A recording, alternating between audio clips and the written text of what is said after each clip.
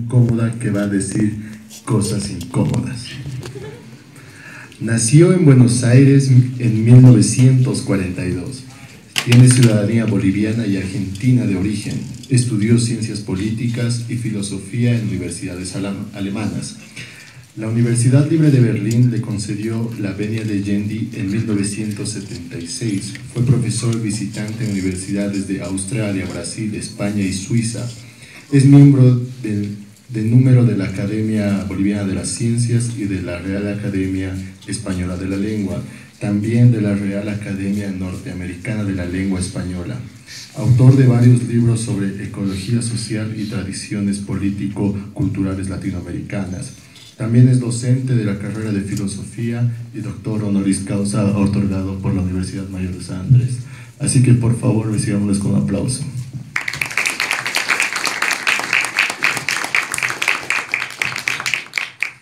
Señoras y señores, mi tema es el factor religioso en la formación de la cultura política latinoamericana. En un primer acercamiento se puede afirmar que mediante las religiones todas las sociedades han acariciado la esperanza de dilucidar cuestiones fundamentales como el origen y la meta final de los seres humanos. Como lo vislumbraron los griegos clásicos, lo divino puede ser apreciado como el intento de percibir la unidad de todas las cosas en la diversidad del mundo. Ha existido en casi todos los modelos civilizatorios un esfuerzo interpretativo dirigido a descubrir un sentido que conecte entre sí los fenómenos del universo, especialmente la debilidad y la brevedad de la vida humana con la fortaleza y la eternidad atribuidas a los fenómenos celestiales. Al lado de la inmensa variedad de las formas y estructuras simbólicas y de los grandes sistemas filosóficos que ha creado el hombre, muchos de ellos de carácter ateísta, permanece siempre vivo el anhelo de comprender el sentido del universo y de nuestra experiencia en él. Las religiones se han especializado en la contestación de las preguntas elementales del ser humano y por consiguiente en la dotación de sentido e identidad. A pesar de que estas cuestiones centrales están enlazadas a menudo con un pasado mítico y con un futuro incierto, ellas preservan una nostalgia de la humanidad que no puede ser eliminada pese a los notables éxitos materiales de una modernidad exenta de preocupaciones teológicas. La religión puede haberse originado en el mencionado ámbito del mito, pero desde muy temprano ha estado conectada a la esfera del logos, de la reflexión racional, nexo que le brinda un carácter muy interesante y fructífero, entre otras cosas, para aprender algunos de los rasgos fundamentales de los diferentes modelos civilizatorios.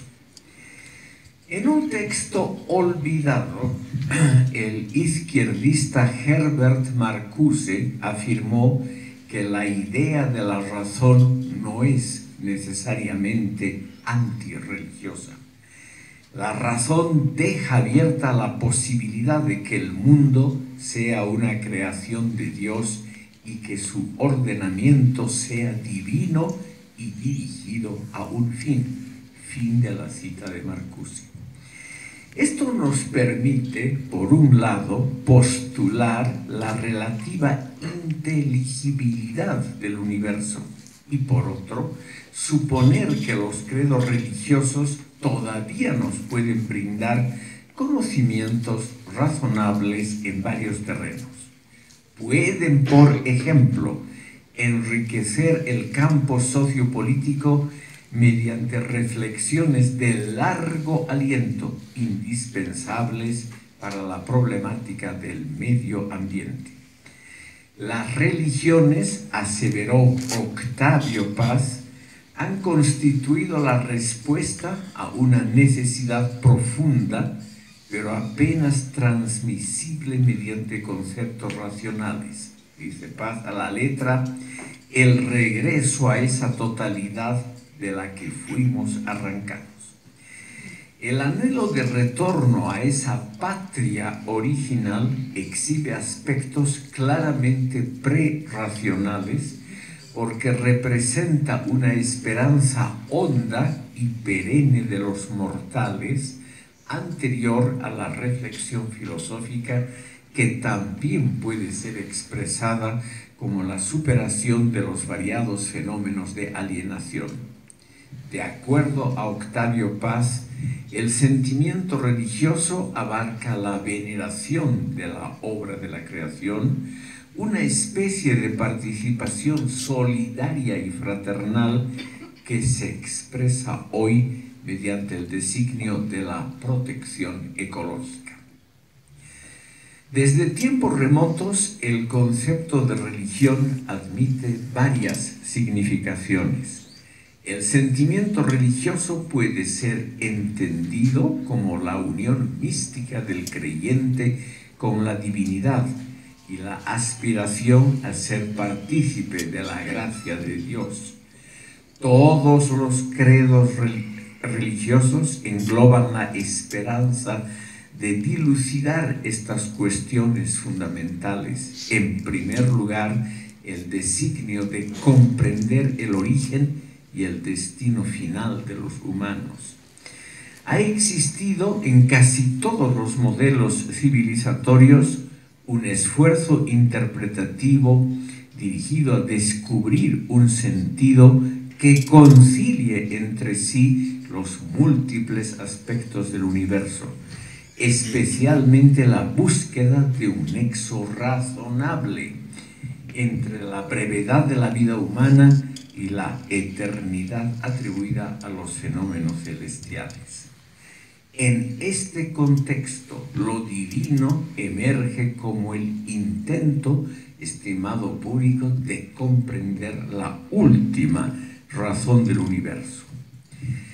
Paralelamente a estas connotaciones positivas y virtuosas de la religión, hay que mencionar algunos fenómenos que han acompañado desde un comienzo remoto a casi todas las manifestaciones del sentimiento religioso: la intolerancia, el dogmatismo, el desprecio del otro han sido los más frecuentes y los más dañinos de estos aspectos, y los que han dejado la huella más profunda en numerosas sociedades y también en los territorios que posteriormente conformaron América Latina.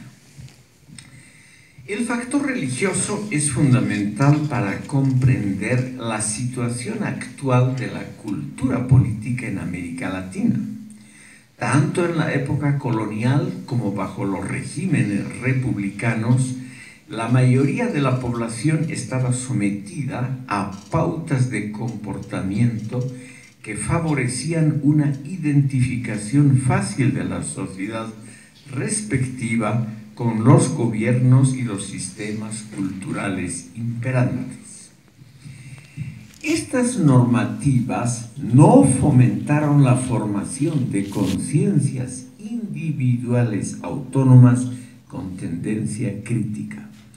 Hasta la segunda mitad del siglo XX, la Iglesia Católica promovió estas actitudes con la fortaleza que le brindaba su autoridad y su prestigio cultural.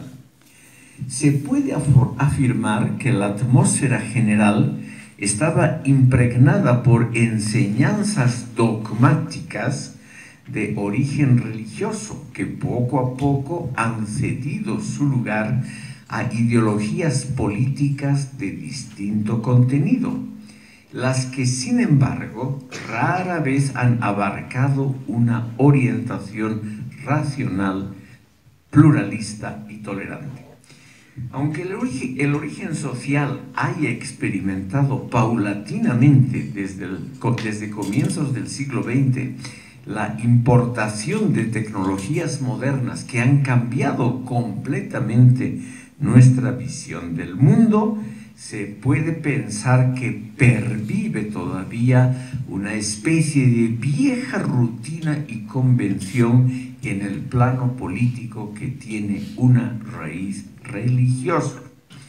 Someramente se puede describir esta constelación, por ejemplo en el caso andino, como un marcado provincianismo dogmático, dentro del cual no está bien vista la curiosidad por otros modelos civilizatorios y donde tampoco se impulsa el ejercicio efectivo del libre albedrío. En este contexto en general de poca información y mucha emotividad, lo usual es la reproducción de prácticas políticas tradicionales. La más habitual ha sido el culto del hombre fuerte, el pastor que guía sabiamente a su grey, el caudillo que gobierna sin mucha consideración por el Estado de Derecho y con la aquiescencia de gran parte de la población. A partir del siglo XVI, en la región andina, México y América Central, se expandió una forma relativamente dogmática y retrógrada del legado cultural ibero-católico, que se destacó por su espíritu autoritario, burocrático y centralista.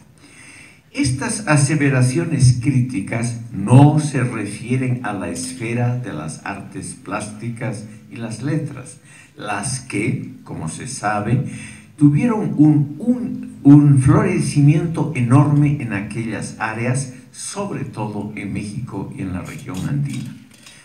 A causa del llamado patronato real, establecido en 1508 por una bula papal, la corona castellana y luego el Estado español ejercieron una tuición severa y rígida sobre todas las actividades de la Iglesia Católica en el Nuevo Mundo. La Iglesia resultó ser una institución intelectualmente mediocre que irradió pocos impulsos creativos en los ámbitos específicos de la teología, la filosofía y el pensamiento social.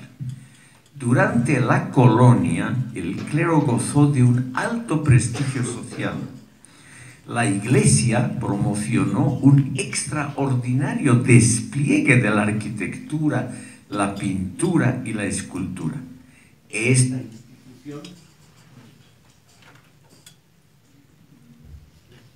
Esta institución respetó de modo irreprochable el modus vivendi con la corona y el Estado españoles.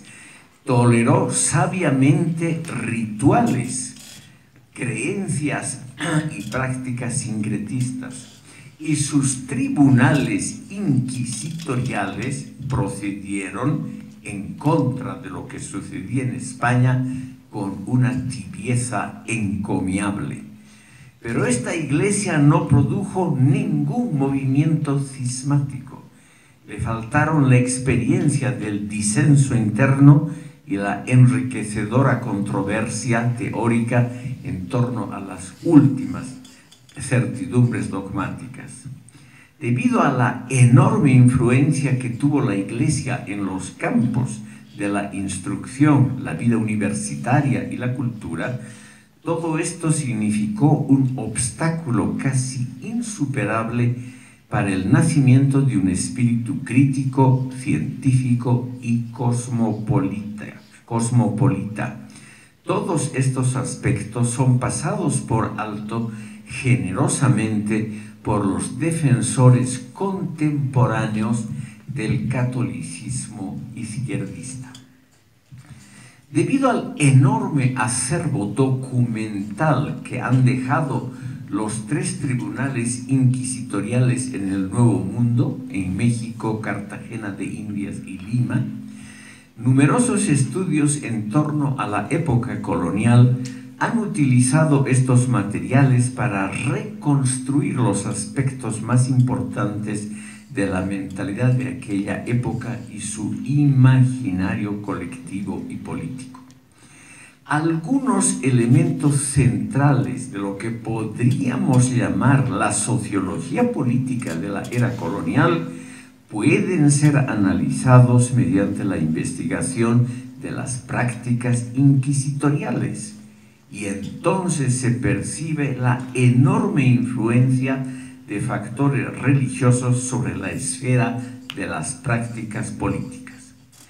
Por otra parte, es indispensable mencionar el hecho de que la Inquisición no fue criticada en su tiempo desde el interior de las sociedades hispanoamericanas, pues representaba la suma de los prejuicios sociales de las mismas, es decir, representaba el sentido común de las sociedades hispanoamericanas.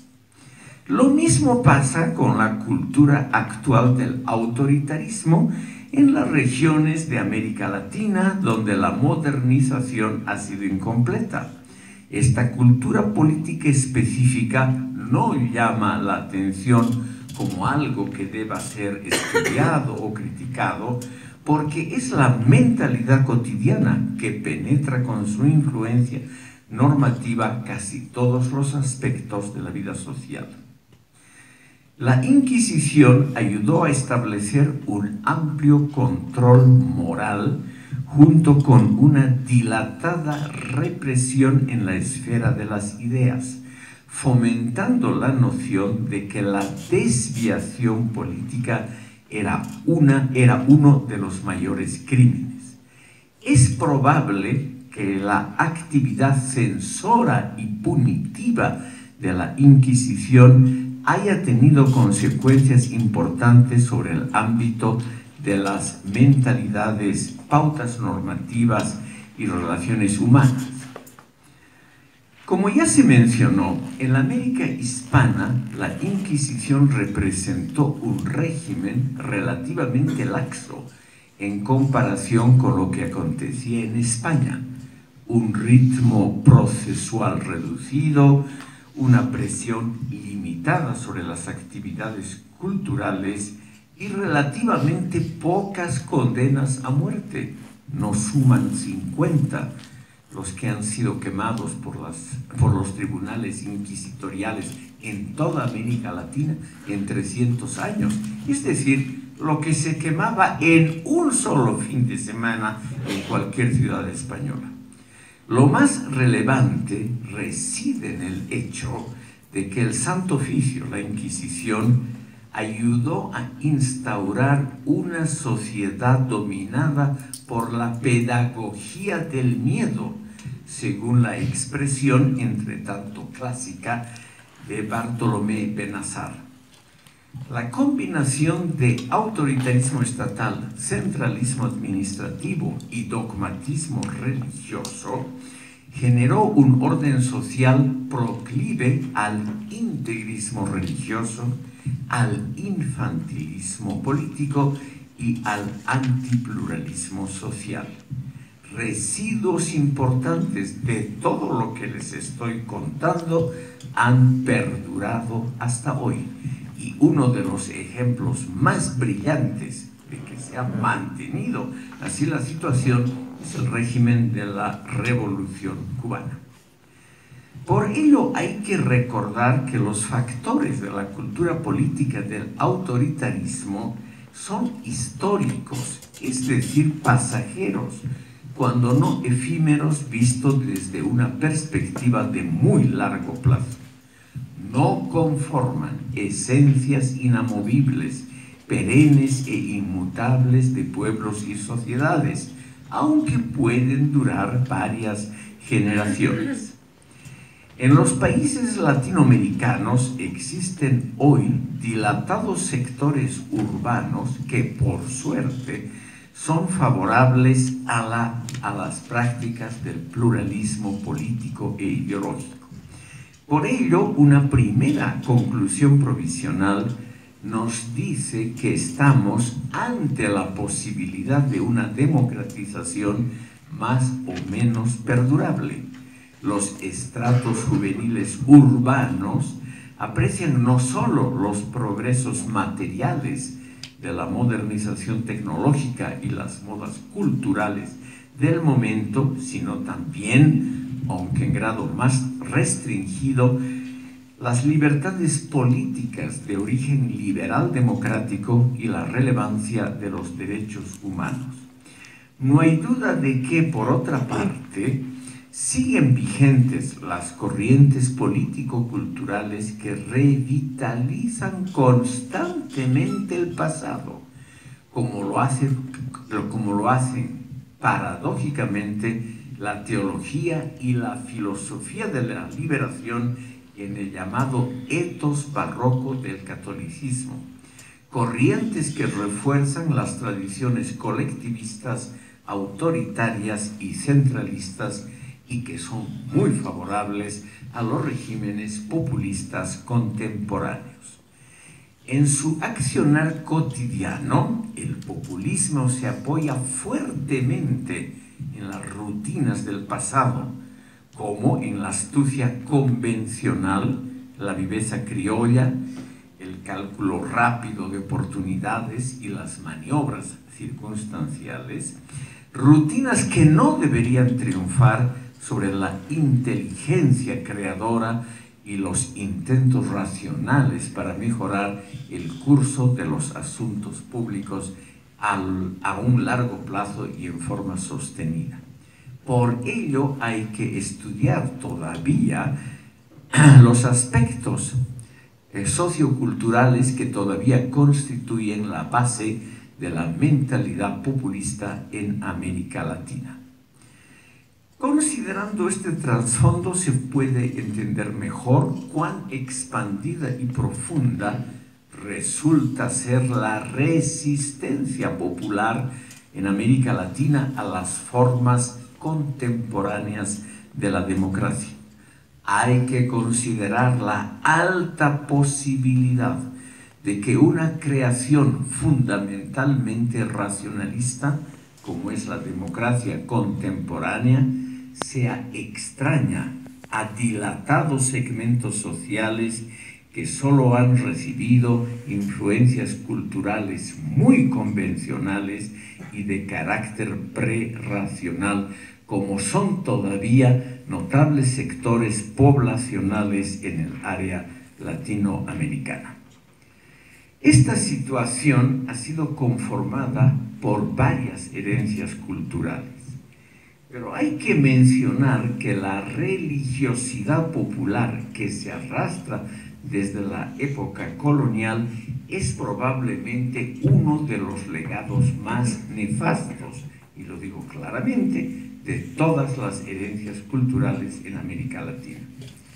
A causa de sus implicaciones sociopolíticas, el sentimiento religioso del periodo barroco, que ahora es considerado por marxistas como Bolívar Echeverría, etc., como la gran creación espiritual y social de la Iglesia Católica, este etos barroco es la expresión más fidedigna de los valores y de las ilusiones de los estratos populares. Su naturaleza comunitaria, ajena a planteamientos filosóficos, y sus inclinaciones místicas y utópicas han acercado esta religiosidad a la sensibilidad de las clases populares y la han contrapuesto exitosamente hasta hoy al pluralismo democrático moderno y a las tendencias liberales de la cultura occidental. el ethos barroco y, en general, las creencias religiosas propagadas por la España colonial produjeron una fe pobre en filosofía, pero muy rica en lo referente a las artes plásticas y a la música. Fomentaron un sistema disperso de creencias, muy favorable al sincretismo, un sistema pletórico en fiestas, santos, milagros, prácticas adivinatorias y rituales de todo tipo, pero escaso en reflexión teórica en torno al propio orden social. En la larga era colonial, la Iglesia Católica no produjo ni un solo movimiento cismático. Le faltó la experiencia del disenso interno y le sobró la praxis del consenso compulsivo.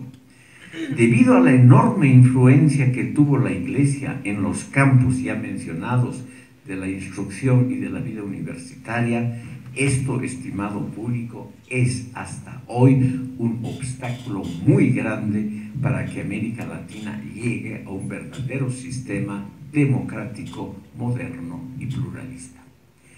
En este ambiente fundamentalmente religioso, aunque parece secularizado, surge el mito de la religión mediante acciones casi siempre heroicas y revolucionarias, dirigidas por el hombre providencial, acciones que tratan de conducir a un nuevo paraíso, es decir, al tiempo ideal de la fraternidad ilimitada, que es en el fondo el retorno al orden primigenio de una igualdad fundamental que probablemente nunca existió en ninguna cultura.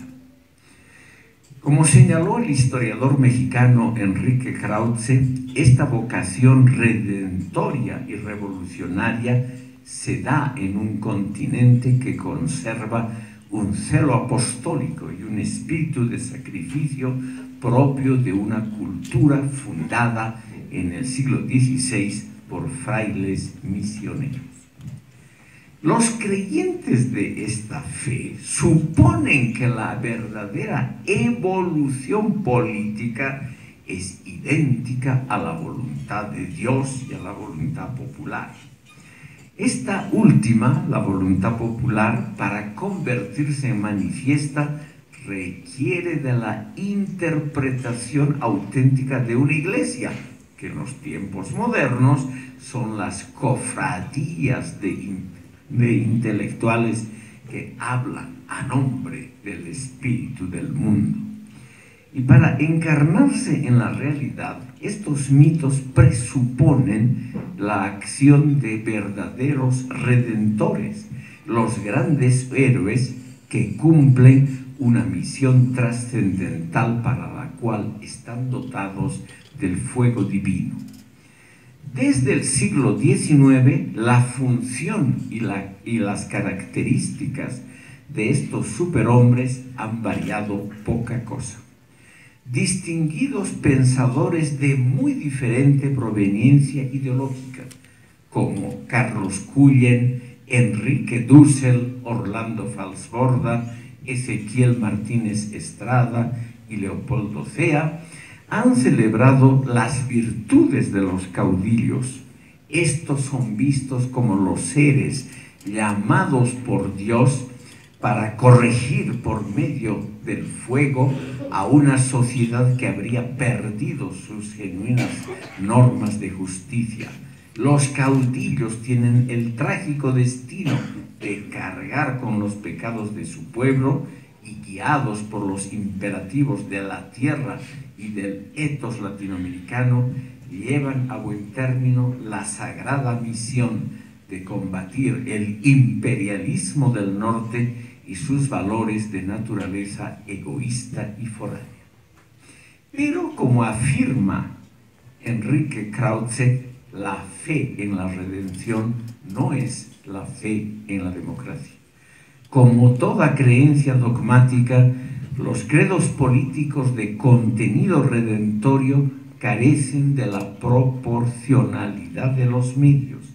A menudo predican un odio intransigente al enemigo que puede transformarse, como lo propugnó Ernesto Che Guevara en su conocido mensaje a la tricontinental, en una fría máquina de matar.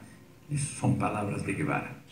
Estas construcciones de ideas muy populares en un medio impregnado por una religión absolutista reproducen un esquema evolutivo simple, pero muy arraigado en la conciencia colectiva. El desarrollo humano empezaría en un paraíso de igualdad, de fraternidad y de prosperidad, donde hay que regresar después de pasar por el valle de lágrimas que representa la sociedad clasista y egoísta. Este es el núcleo de muchas teorías indianistas de la actualidad. Hay que señalar que el ambiente en el cual florecen estas concepciones radicales y estos líderes heroicos adoptan un carácter apocalíptico, la certidumbre de que la revolución social es inminente.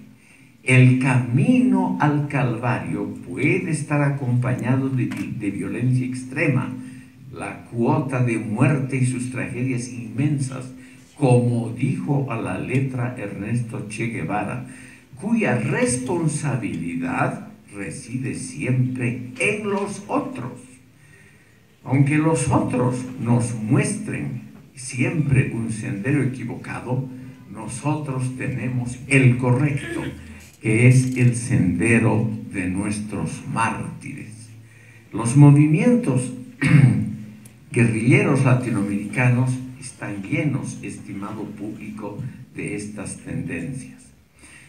Si no me creen, aconsejo, estimado público, leer un libro que va a ser publicado en los próximos días. La historia narrativa de la carrera de Sociología de la Universidad Mayor de San Andrés, texto compuesto por una persona de ideas izquierdistas como es el sociólogo Mario Murillo, donde muestra, estimado público, el enorme amor que tenían los estudiantes y los catedráticos de la carrera de Sociología durante 50 años por estas teorías redentorias escritas con el estilo de Karl Marx. El renacimiento de tradiciones hispánicas ha conllevado un resurgimiento de antiguas normas de religiosidad popular. Aquí, por ejemplo, se percibe la supremacía del particularismo, el localismo religioso, sobre normas universalistas. Se percibe el abandono del humanismo